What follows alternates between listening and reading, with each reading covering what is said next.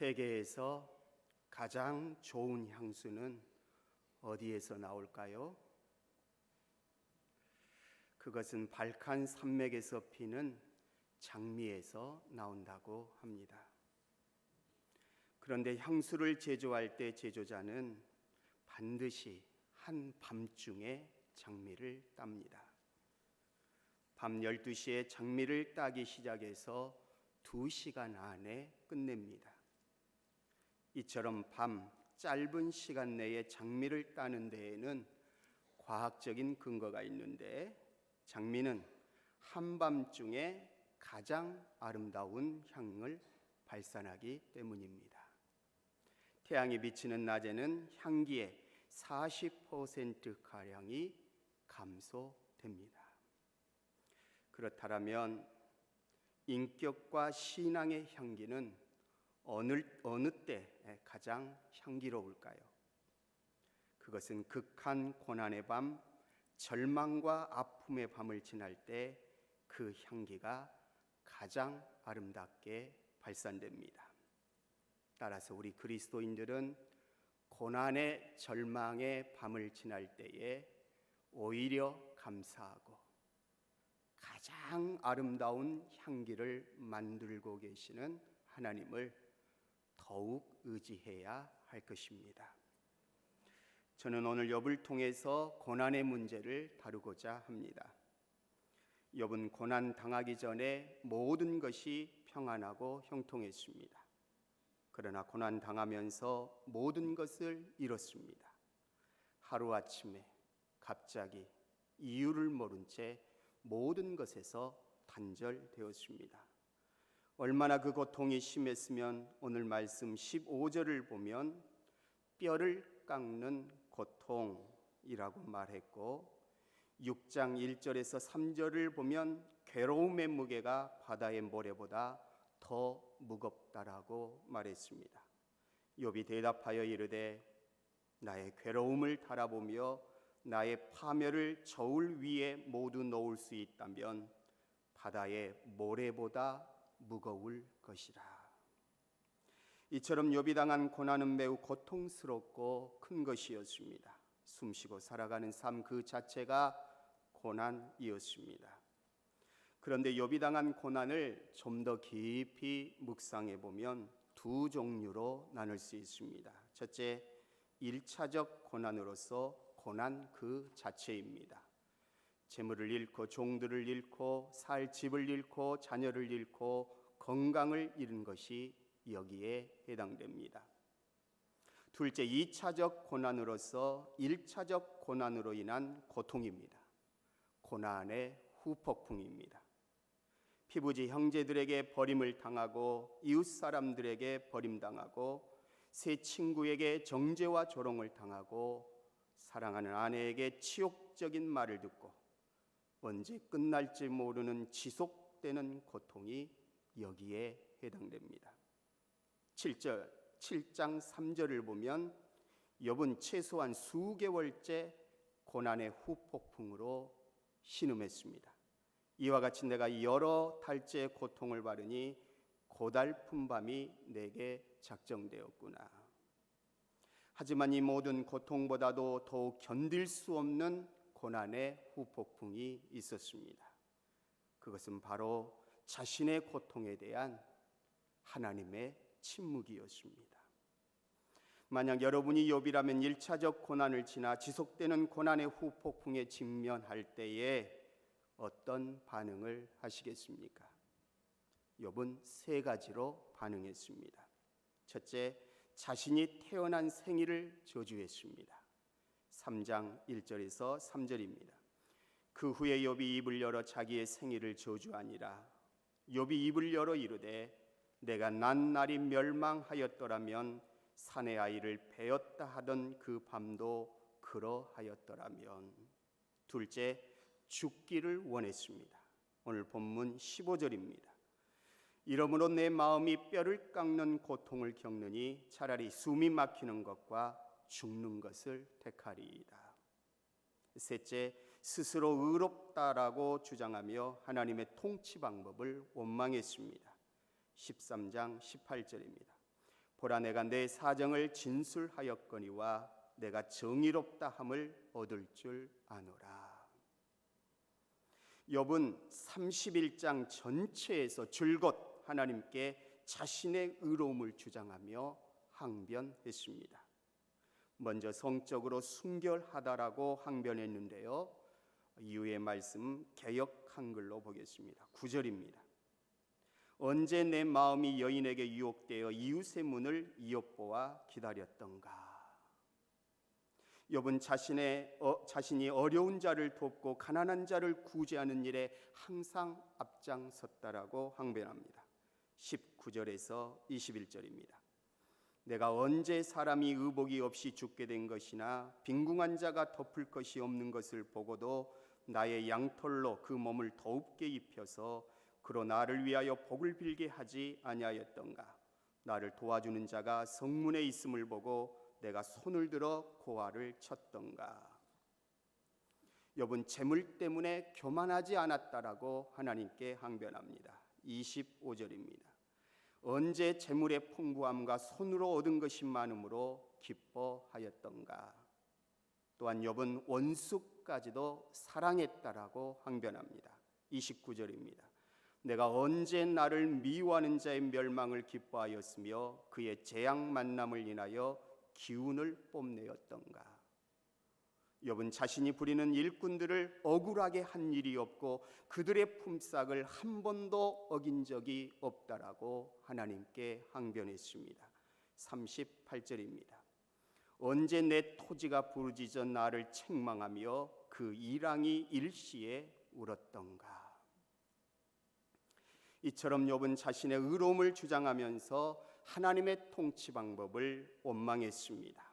하나님, 왜 의로운 내가 이런 고통을 당해야 합니까?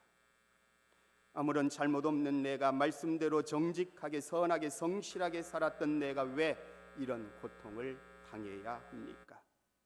내가 왜 이런 질퍽거리는 진흙탕에서 뒹굴어야 합니까? 내가 무엇을 잘못했습니까? 하나님은 왜 의로운 자의 고통을 외면하십니까? 왜 친구들의 조롱과 비난을 보고만 계십니까? 왜 나의 고통에 침묵하시고 오히려 나를 죽이려고 하십니까? 왜 이런 형편없는 방법으로 내 인생을 이끌어가고 계십니까? 2차적 고난에 대한 욥의 반응을 한마디로 말씀드리면 나는 죽고 싶다, 나는 의롭다, 하나님의 통치 방법이 잘못되었다입니다. 욥은 고난의 후폭풍을 맞으면서 깊은 신앙적 회의감에 빠졌습니다. 하나님을 믿지만 하나님께 버림받았다라는 생각에 사로잡혔습니다. 왜냐하면 하나님이 자신을 사랑해서 주신 사랑의 증표들, 즉 자녀와 물질과 건강이 한순간에 다 사라져 버렸기 때문입니다. 그런데 우리는 여기에서 한 가지 주목할 점이 있습니다. 욥은 1차적 고난은 이겨냈습니까? 못 이겨냈습니까?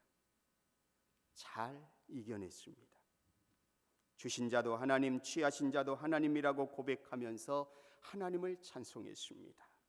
하나님께 복을 받았으니 재앙도 받는 것이 당연하다라고 말하면서 하나님을 원망하지 않았습니다. 그런데 2차적 고난 앞에서 무너졌습니다. 물질을 잃고 건강을 잃고 열 남매를 잃어버리는 1차적 고통에 비하면 이웃 사람들이 떠나고 형제들이 떠나고 친구들이 조롱하고 아내가 저주하는 2차적 고통은 아무것도 아닙니다. 그런데 입술의 찬송이 사라졌습니다. 감사가 사라졌습니다. 기쁨이 사라지고 열정이 사라졌습니다. 더 이상 욥의 입술에는 찬송 소리가 들리지 않습니다. 하나님을 원망하고 자신의 삶을 저주했습니다. 스스로를 높이며 의롭게 여겼고 하나님의 통치 방법을 못마땅하게 여겼습니다. 그렇다면 욥이 당한 1차적 고난은 어디에서 온 것입니까? 내부 안에서 온 것입니까? 외부 밖에서 온 것입니까? 외부 밖에서 온 것입니다. 내 힘으로 해결할 수 있는 것들인가요? 해결할 수 없는 것들입니다. 내 힘으로 어떻게 할 수 없는 불가항력적인 것들입니다. 하늘의 천둥 번개를 맞아 그 많던 가족들이 죽은 것, 갑자기 대풍이 불어와 집이 무너져 사랑하는 자녀 10남매가 죽은 것, 형체를 알 수 없을 정도로 온몸에 악성 종기가 난 것, 이 모든 것은 내 힘으로 어찌할 수 없는 것들입니다. 하지만 2차적 고난 이후 고난의 후폭풍은 모두 어디에서 온 것입니까? 외부적 환경에서 온 것입니까? 사람에게서 온 것입니까? 사람에게서 온 것들입니다. 이웃들이 욥을 버리고 떠난 것, 피부지 형제들이 욥을 버리고 떠난 것, 친구들이 욥을 정죄하고 비난한 것, 사랑하는 아내가 하나님을 욕하고 죽으라고 저주한 것, 이 모든 것은 사람에게서 온 것들입니다.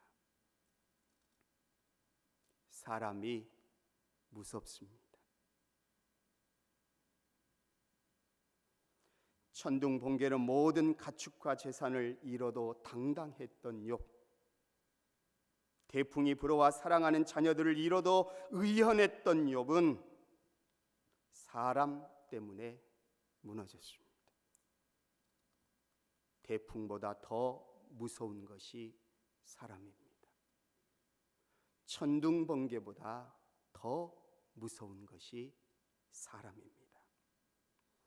1차적으로 당한 고난으로 몸과 마음에 큰 타격을 입은 욥의 상처를 또다시 무자비하게 짓밟고 후벼팝니다.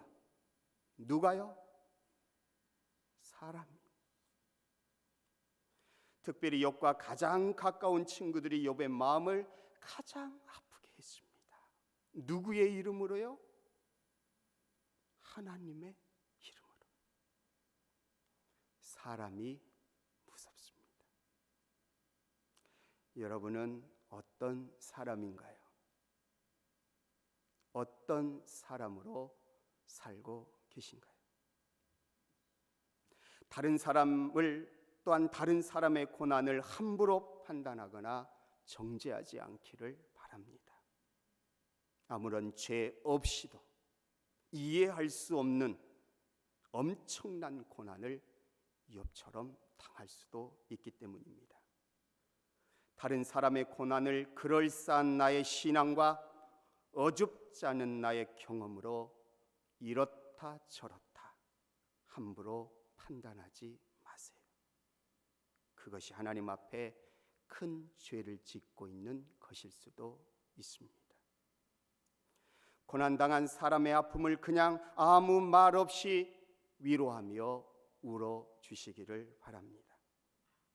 욥의 주변에는 위로해주고 울어주는 단 한 사람도 없었습니다.